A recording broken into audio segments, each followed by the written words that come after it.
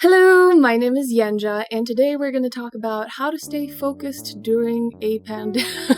This is such a funny title. How to stay focused when studying from home during a pandemic. This is not the video I thought I was going to make, but things have escalated as it probably has wherever you guys are. A little bit of background about me. I'm a memory champion, and basically, if I'm being really honest, what that means is that I go to competitions where I sit for long amounts of time and just focus. Focus is kind of like my game, my niche, you know? And I'm going to do this video from my boat because that's where I've ended up during my physical distancing, which is a long story in itself, and if you're interested in that, let me know in the comments down below. I'm in the same boat as many of you trying to focus from home because I got accepted into a very competitive coding bootcamp in New York, and I was really excited. The recommended time for studying my coding bootcamp is 25 to 40 hours a week for the online portion, and then for the real bootcamp portion, more than 40 hours a week. Most people recommend 50 to 60 hours. This week I've done 10 hours, which is less than 25 to 40 hours because it's been a crazy week. But no pressure. I just have timed exams every single week. I've been very distracted. There's a constant humming from all the different parts of the boat, just random interruptions by kids. I have a dog. My dog needs to be walked. My dog feels stressed about the situation. I miss my family so much, and I'm realizing that I probably won't see most of them for the foreseeable future, and that sucks. And I want to call them all the time and just feel like I am close to them. I have allergies. It's spring, so everything is super itchy. There's also a lot of bugs, so I have all these little bug bites everywhere, and that's also really distracting. Hygiene is making my hands really dry because I wash my hands 24/7. My hands have aged like at least 10 years in the past week. This video was created because I asked a question on Facebook, and most of you had problems getting distracted by food. I'm gonna be honest, I'm a big fan of food. I don't get the distraction. My best friend said it's maybe because I'm like Captain Holt from Brooklyn Nine-Nine. I have zero interest in food. If it were feasible, my diet would consist entirely of flavorless beige smoothies containing all the nutrients required by the human animal.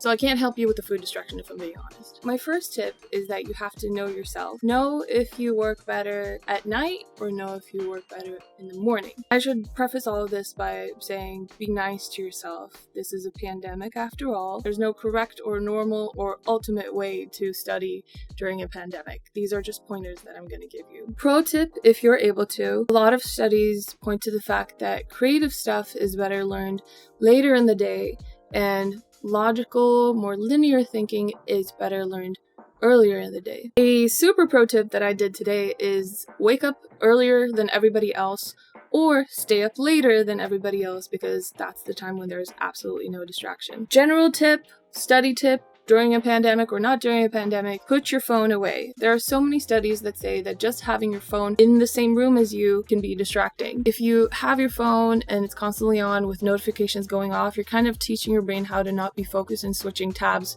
mentally. And there's a beautiful Ring quote from The Lord of the Rings about how distracting a physical object can be, and I think for us in our generation, it's definitely our cell phones. Once you get to your book or your tablet or your computer, turn off notifications on the tablet or computer or laptop as well. Don't have 1,000 tabs open. Limit yourself to tabs that are useful and resourceful for what you're actually studying. I use a browser extension called RescueTime, and that tells me if I'm studying too little or too much.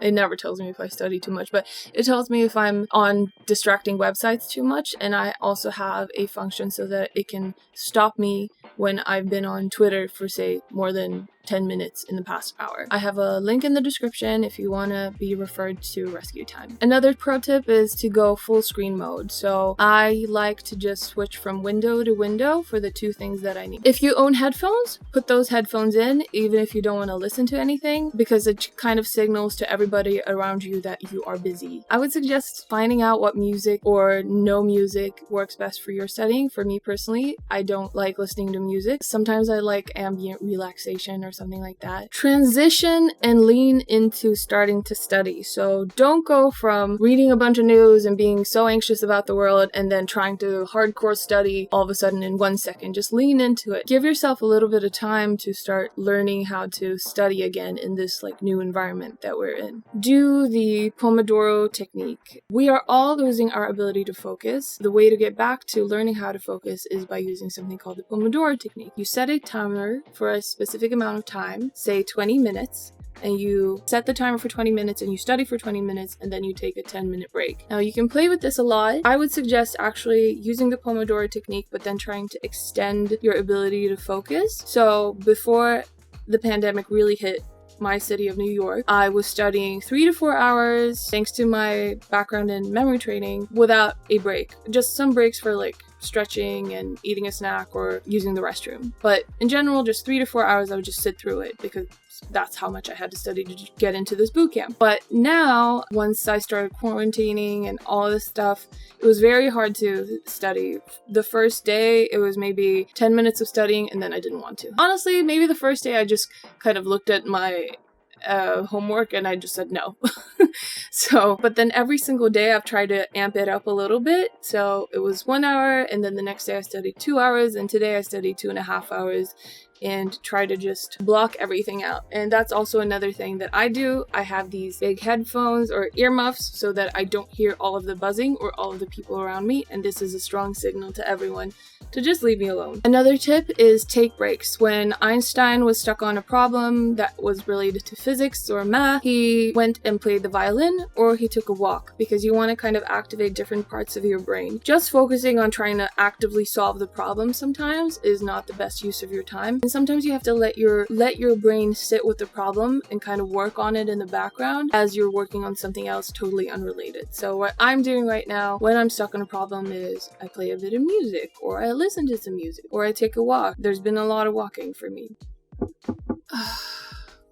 And the taking a break part is also really important. It happens to me during competitions that I start thinking about random stuff when I'm trying to do the recall and try to remember what I actually memorized. And in the beginning, I used to fight it so much, like, no, let's just focus, man. Usually when I let my mind wander a little bit and think about other things unrelated to what I'm trying to solve, my brain somehow helps me get to the solution in the end. On the topic of taking walks, please take care of your body. I think being inside all the time can be very detrimental to your physical health, and your physical health is probably the number one indicator of how well your mental state of being is. So I would say if you're not allowed to go outside, download a workout plan. Look at workout plans online. I'm going to put some in the description for how to do things without any tools, exercise without any tools. But if you have the option, please take walks or run. So basically all of what I'm trying to say is have a routine where you try to learn how to focus for longer periods of time at a time, but then be okay with the fact that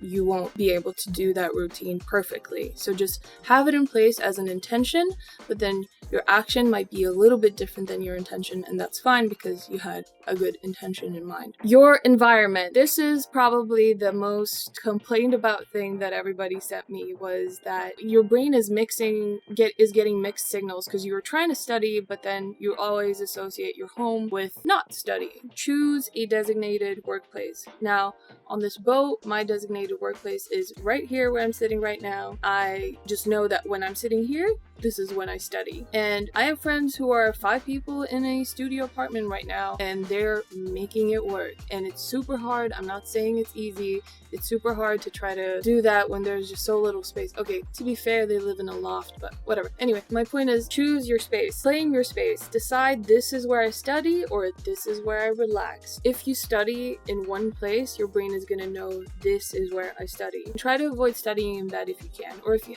only have a bed to study on the edge of the bed or sideways on the bed or something that isn't as similar as to your sleeping position or your relaxing position. Obviously, your home is supposed to be a place for rest, but now it's like a library, a coffee shop, your office, your gym. So just try to put little places everywhere where you say, this is my gym, this is my office, this is my coffee shop. Outer order creates inner calm. One of my favorite books that I haven't finished reading because I had to leave some of my books for physical distancing quarantine.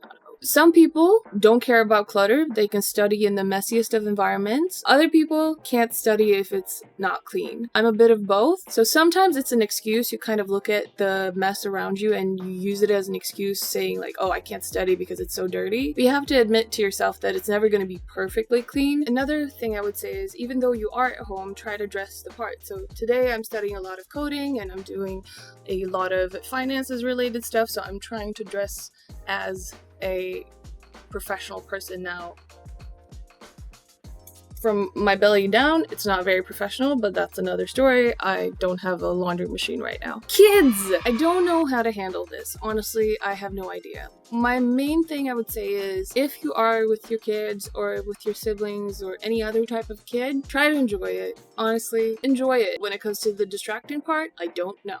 It is quite frustrating. This is something I've tried with a lot of children, is that they actually like it when you create routine. Now, they may resist the idea of it, but once you put the routine in place, they find it comforting. It seems like children want all this chaos, but it's mostly that they're reacting to their environment being chaotic by being chaotic themselves. So kids are kind of like more of a reflection of what the outer world is like. I could maybe make a separate video about this together with a child psychologist. Another thing I would say about blaming your lack of focus on kids or people around you is, let me tell you a little story. While I was trying to get accepted into this coding bootcamp, there was this guy in my class that was basically a giant baby. And the classes were 4 to 8 hours a day, very focused time. You couldn't let any time go to waste.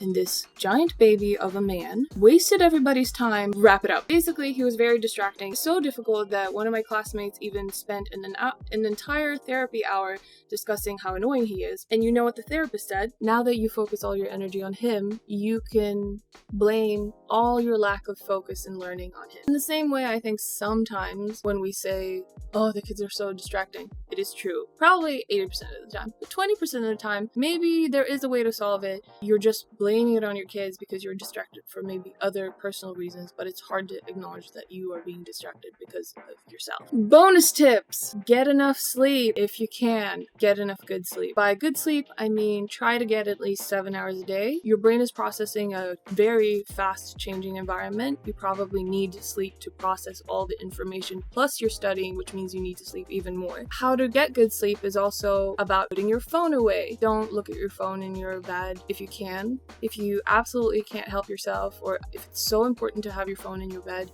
change the settings so that it has like this yellow hue, this night mode, so that your brain doesn't think that it's daylight. Mindfulness. This is another bonus tip. I'm coming up on almost 500 days of meditation. It has been the most helpful thing I have done in a while. Learning has so much to do with focusing. Focusing is the same as memory, and all of those are the same as being in the present moment. It's super hard to study if you're thinking about something else all the time. I have more tips about the actual studying part and how to remember while you're studying, but this is just some helpful general advice about creating a focused environment while you're staying at home during a pandemic. Be easy on yourself and be kind to one another. Try out some of this advice. Don't knock it until you try it. This is about finding out what works for you, and you have a lot of time to figure out what the best studying habit for you is. Comment of the week is by DP12. Yenja, thanks to you, I was able to memorize the first 90 digits of pi. I started off trying to remember 5 random digits,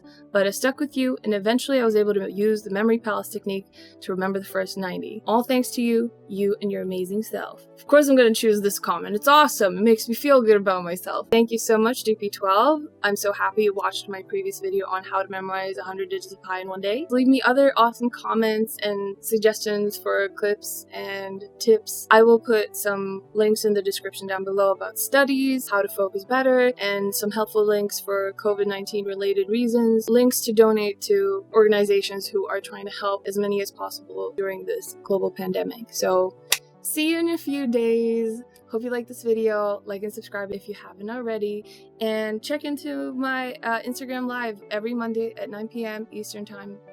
Bye!